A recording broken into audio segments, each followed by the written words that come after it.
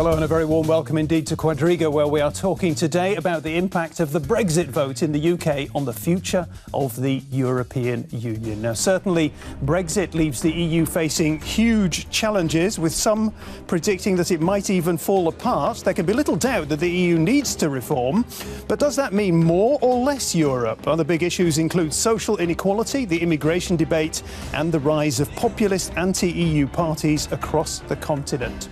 So our question here on Quadriga today is, after Brexit, is it the end of the road for the EU? And to discuss that question, I'm joined here in the studio by three excellent observers and analysts. Let me introduce them to you, beginning with Malte Lehming, who is the editor of the opinion page of Der Tagesspiegel newspaper here in Berlin.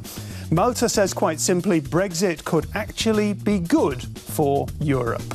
Also with us is Derek Scally of the Irish Times, who argues that Brexit is a failure of the entire European political class. Everyone says they're shocked, but instead of fresh ideas, they're serving up old wine in new bottles. And welcome to Deutsche Welle's own Hannah Cleaver, who joins us straight from the DW News Desk. And Hannah says it's difficult to decide which will be the biggest loser from Brexit, Britain or the EU. Welcome once again to all three of you. I'd like to begin with you, Malte Lehming, because you are the optimist in our ranks today. You say Brexit could actually be good for the EU. Please explain how, Malte. Yes, I would love to. There's just one aspect I'm optimistic about. The aspect I'm optimistic about is what happened in the UK after the Brexit vote. So you see the pound pummel down, some people predict a recession and things like that. So people in all Europe, in continental Europe, just now see what Brexit, what going out means. So the alternative you have in Europe is now as clear as it never was before. You are either prosperous and not as sovereign as you could be, or you're sovereign or run into recession. So this kind of alternative wasn't as clear as it was before the Brexit. So people thought, like the socialists thought, there would be a classless society and things would be moving. We could be sovereign and rich. And now you see this is not going to be as easy as this. So this, I think it is an eye-opener for many people who thought maybe France, in Austria and other countries as well, we could go on the same path and be prosperous and sovereign again. This would not be true, and they see it in the UK. OK, an optimistic take from Malte Lehming. Hannah, what do you say? I sense that you might be a little bit more pessimistic about how the Brexit vote might impact on the European Union in the weeks and the years to come. Well, that much for sure. But first of all, I mean, I think the idea that the British economy has collapsed inside of 2 weeks is really a little bit premature. I don't think it's actually going to be that dramatic, and that was the argument that was used by a lot of the Remainers, is that, you know, you come out of the EU and everything's going to fall apart and within months we're going to be living back in the Stone Age. I don't think that's quite going to be the case. I think what could be very positive for Europe is if Brexit really does happen, which is another question we need to discuss. But if Brexit really does happen, the European Union better get their act together. They had better stop being so grey and boring and distant from people, and grey and boring and unresponsive to these nationalist and national demands, and they had better get their act together. They'd better start reacting. They'd better become, you know, the Europe that actually has managed to inspire some of the people in the UK, and you saw them demonstrating, sadly too late. But after the Brexit vote, you had these people standing outside Westminster with, you know, little flags with hearts instead of the stars of the European Union, saying we love the EU. It can be a real force for progressivism within the continent. It can be a really force for good, but if it stays boring, grey and old, it's not going to manage that. And that's, I think, one of the good things that could come out of Brexit, is if it forces the EU to actually become what it could be. Yeah. I mean, you know, talking about the urgency of it all, here's a tweet from the French ambassador to Washington, Gérard Araud is his name, and he said the EU must be saved from unravelling, and then he warned that it is now reform or die. Is that too dramatic, reform or die? No, reform, but I mean, I don't think it is too dramatic. You've got to reform or become completely irrelevant, and then other people may, or other countries may end up leaving. And even if they don't leave in such a dramatic fashion as has happened, or at least been voted for by the UK, the rise of these populist, nationalist, largely distasteful parties which are building their support on this kind of increasingly widespread feeling among many people that the EU and also their national governments are totally out of touch and not doing anything for these people, that kind of movement will expand, will increase. Interesting thoughts. What's your take, Derek? My take is, I mean, what has to happen in the EU for something to actually change? I mean, immediately afterwards we had the shock, and immediately we had EU leaders saying we need urgent answers to the pressing problems of today. And that was stage one. Stage two was they offered up what they'd been always saying. For instance, the EU institutions said we need more Europe. People in Berlin said, no, we need to work closer as member states and bypass the European Commission. That takes too long to answer people's problems. And then they're all just going to head off on their summer holidays now. So, you know, how pressing does the problem have to be to actually address it? And that's what worries me, that, you know, we've had arguments about how do we tackle youth unemployment? How do we ensure common security? But as soon as it actually gets down to brass tacks, what are we prepared to give up to get something bigger back, greater cross-border cooperation to drive down youth unemployment or border security? It's the member states that say, oh no, we're not giving up that. And then they'll blame Brussels that nothing has happened.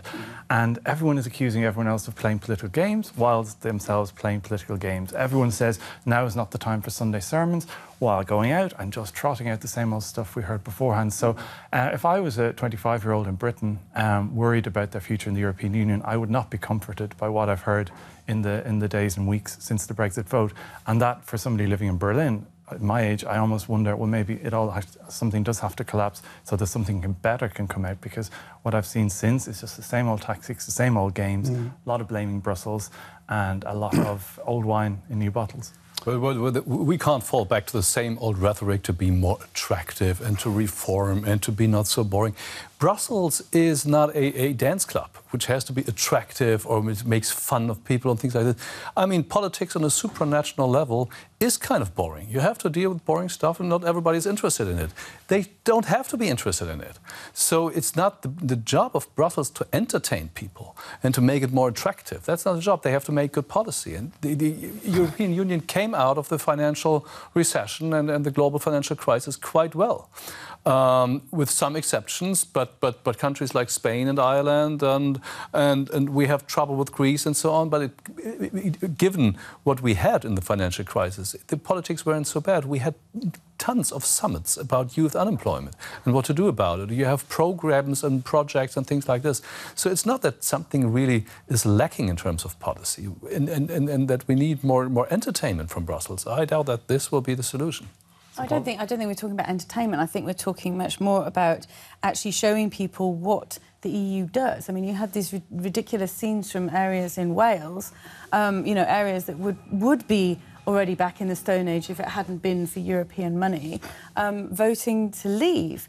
And actually, you know, you do have libraries and schools and roads and bridges and stuff that are all funded by the EU, crucial things, and people think it's dull. These are stuff that are keeping people out of the salt mines. This is stuff that is absolutely crucial. That's why I think the Brexit is good, because it seems that you can't convince people just... I mean, billions of money is put in the PR machine in Brussels to show the Europeans how good the European Union works, what it actually does.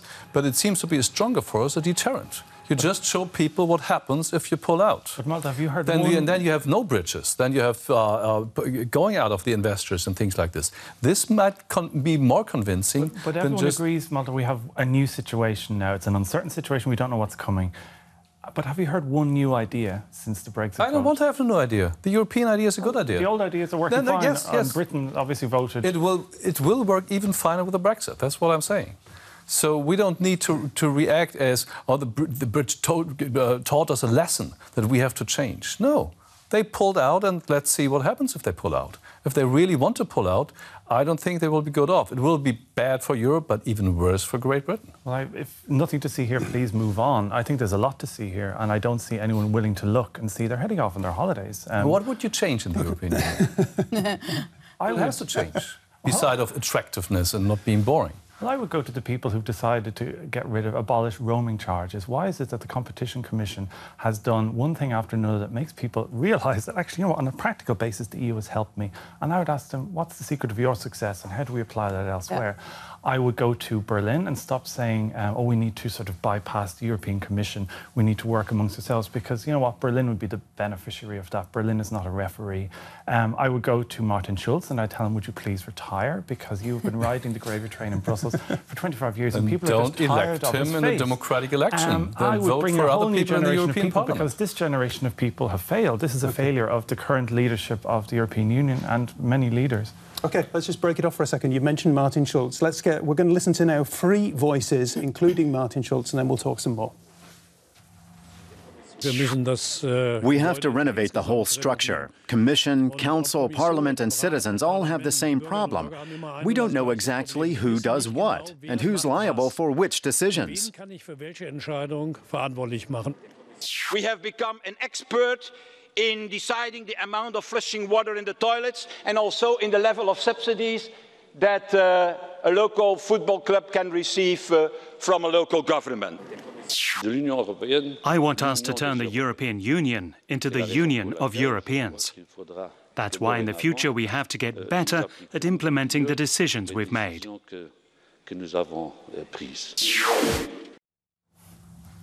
Hannah Cleaver, what do you make of that little lot? A lot of boring white men in suits, isn't it?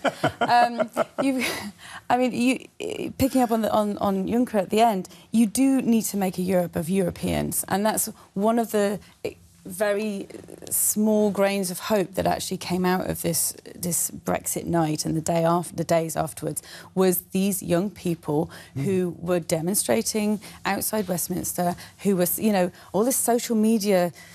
It's tempting to say rubbish, but actually this is how people communicate nowadays. This is how, you know, different social movements are born and continue, and people were saying that they love the EU.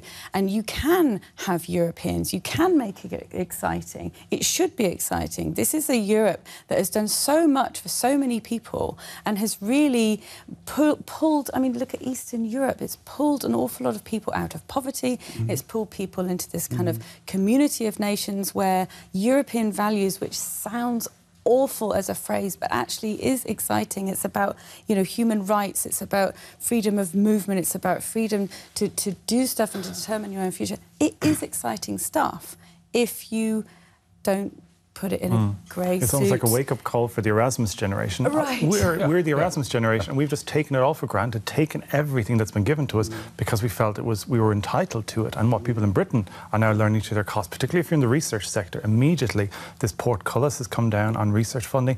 They're outside. No matter what happens now, nobody's going to give them research funding. So it's almost like, yeah, we are a very apathetic generation, apolitical generation. And maybe this is our moment when we realise politics matters because we're actually feeling it ourselves. So perhaps that is a reason to be optimistic. Maybe. I was very grateful to you this week, Derek, for one of the articles you wrote in the Irish Times. You quoted Wolfgang Schäuble, the German finance minister, as saying more democracy, more openness, more transparency. And then you pointed out when he actually said that, and that was back in 1994. Yeah. And I'd like to give you a quote that I came across this week. Jean-Claude Juncker, the present-day EU Commission president, saying, "We cannot continue as if nothing has happened. Europe's crisis is deep." When did he say that? Back in 2005. So I want to come back to this point that I think is very, very important for you, that you really want to make, is that we've heard it all before. How do we get beyond that? The simplest thing is every time a national politician blames Brussels for something not happening, a red light has to come on and everyone has to say, you know what, Brussels is not Brussels. It is not a building saying computer says no. Brussels is a series of national politicians who come together and fail to agree and go home again. And that is what happens when Brussels says no. So every time that happens, almost in the media, you'd need a flashing light saying, you know, he's lying. And then the other notion is the notion of pooling sovereignty creates a new level of sovereignty. This notion of handing over something to Brussels is losing power. That's not how the world works. So if you could explain to people those two things, Brussels is holding us up. No, actually, it's the national politicians who are holding us up because they can't agree. Lock them in a room until they decide. No toilet breaks.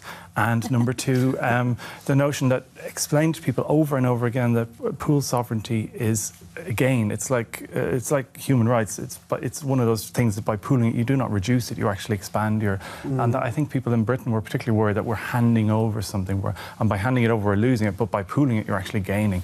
Those two things have never really been explained properly, in my view. Malte, this is the whole debate about sort of more Europe, less Europe, effectively. What's your take on it? I think we just, I completely agree with that. We just have to tell the people what Europe means. Europe means it's a union of 28 or maybe 27 sovereign states who decide that going along and giving up a little bit of sovereignty, each by themselves, would make the whole system stronger. But how far do you go? It was not as convincing as the European thought it would be. Yeah. So that they gave rise to the tensions of thousands and thousands of people in France, and so maybe we can go along. Maybe we can pull out, be sovereign and rich again.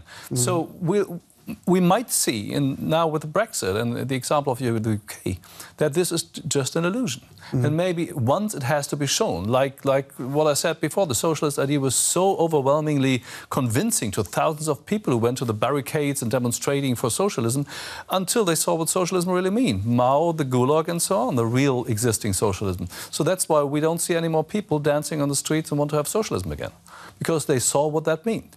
So maybe the Brexit as a deterrent force will do the same.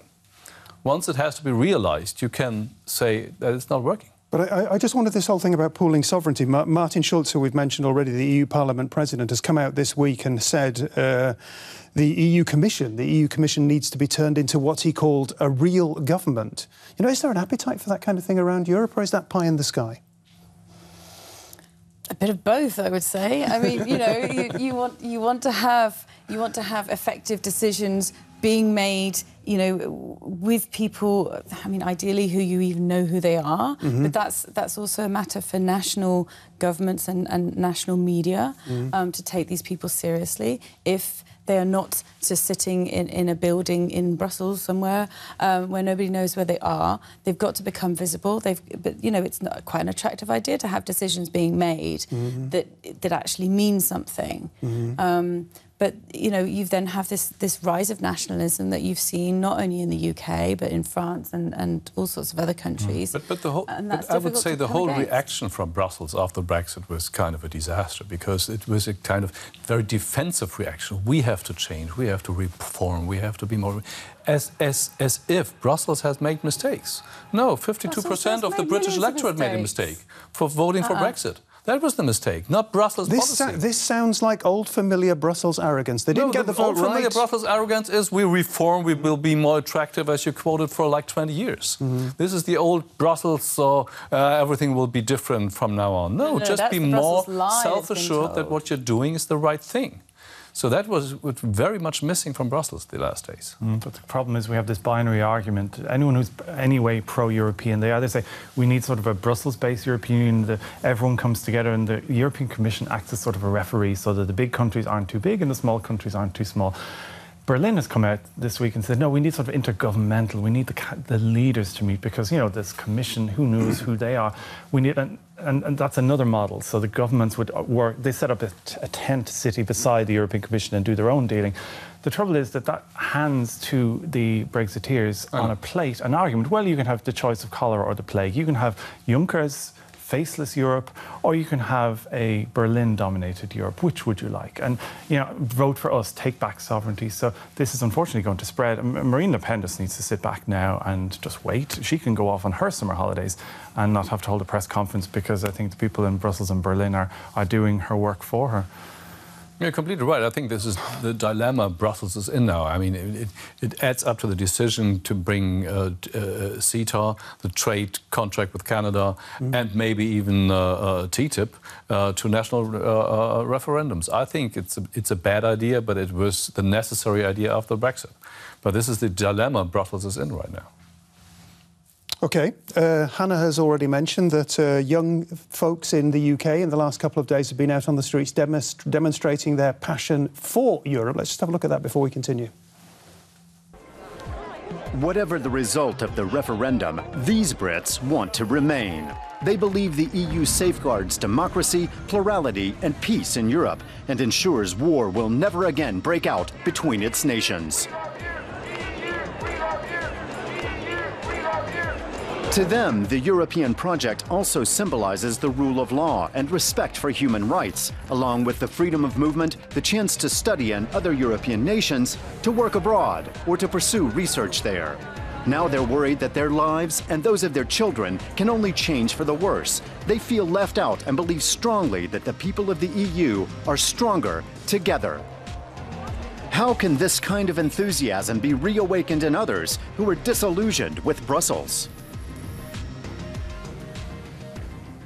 Well, that's the question, Derek. It's all about or is it all about leadership? Does Europe need charismatic leadership? I think it needs leadership from below. I think a lot of us have just been, European elections every couple of years. It all sounds pie in the sky, leadership from below. Leadership is leaders. I've been meeting with people in Berlin, all of us, Erasmus generation, saying, oh my God, we have just been taking this for granted all these years. It is falling apart. I've got someone who's a British woman who's just had a baby and she's living here and she's saying, what will happen next? So there actually is talk. I think the notion is it has to get beyond social media. I think a lot of people think if they've said something on social media, they've had their say.